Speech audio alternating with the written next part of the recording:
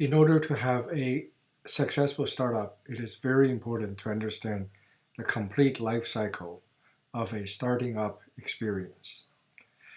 We discussed previously that a startup business is really not a business yet.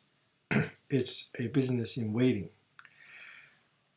Likewise, a founder is really not a CEO yet. It's a CEO in waiting.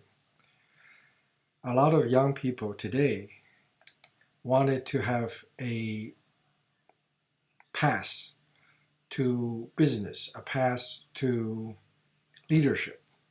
So they think that starting a business is really an easier path. You bypass everyone on the career ladder of a normal career ladder, and you become the CEO, you become the chairman of the board, you become whatever title you want to give yourself. It sounds very interesting. As long as you can raise the money, as long as you can get the profit, it all sounds interesting. But the difficult part is actually getting the money. The difficult part is actually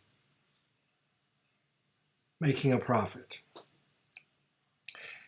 So if you want to have a startup experience so that you can have a job, that's the wrong reason to have a startup experience.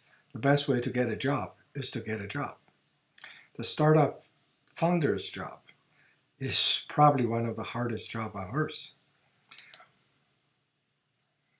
And don't just think that if you dress up in this handsome business suits, then you are the CEO. Just because you dress like a CEO doesn't mean you are a CEO. Okay? So my advice is that if you like the uniform, just buy one. Those are just uniforms, just like the other uniforms that people wear. Don't give yourself a lofty title because of your lofty ego. Other people see through this very quickly. So don't be the only one who is not clear on this. To make it very clear, a founder is a very different person. A founder is not a regular business person. In regular business, you have the owner, which consists of the board members. You have employee class, including CEOs, CFOs, middle managers, directors, etc., etc. And a regular business earns an income to support the staff. In a startup business, the founder's job is to get the fire started. Okay, imagine those are wet twigs and you have to lit a fire. You are the person to do this. So it doesn't really matter if you are the owner class or the senior managers class. You are above everyone, but also you're below everyone. Your co-founder is actually important. Okay, your co-founder is not a high-level manager in your startup. A co-founder is not a co-owner. It's not a shareholder per se. It's a comrade to start the fire with you. In a startup, you have to precisely manage the burn so that before you burn up all the cash, you have revenue, you have hope. The fire is lit. The spark is started.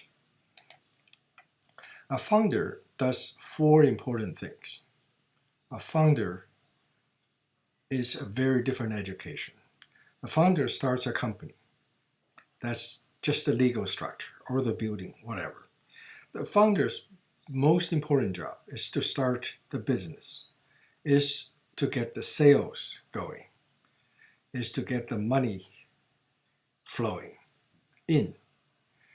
A founder has to decide on a very important name because you only decide the name of the company once. And in order to have a competitive advantage, the founder must build the model of the business, so-called the business model. And your business model has to be different from everyone else's business model. Let me illustrate to you the difference that how a founder would dress. the dress code of a founder is not a business person's dress. This is a Superman dress. This is Jobs and Wozniak, and this is Zuckerberg, and they're all doing the handiwork. They are the engineers, but they are also the chief finance officer, the chief engineering officer, whatever name you give yourself. You are the one who start the fire. A lot of people wanted to come up with an idea and have somebody else pay somebody else to do the actual design and building work. This will never work. Okay, this is a shortcut. Shortcuts never work. Let me give you an example of another company, GE, General Electric.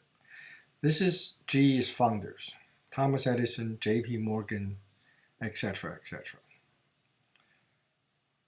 And in GE's case, you have high-level managers. Jack Welch, the greatest CEO, and he just passed away in 2020. Look, the difference between Jack Welch and his successor. In Jack's 20-year service, the GE stock goes like this. After he leaves, GE stock goes back. So those are just managers. Those are the guards at the company. They are not the founders.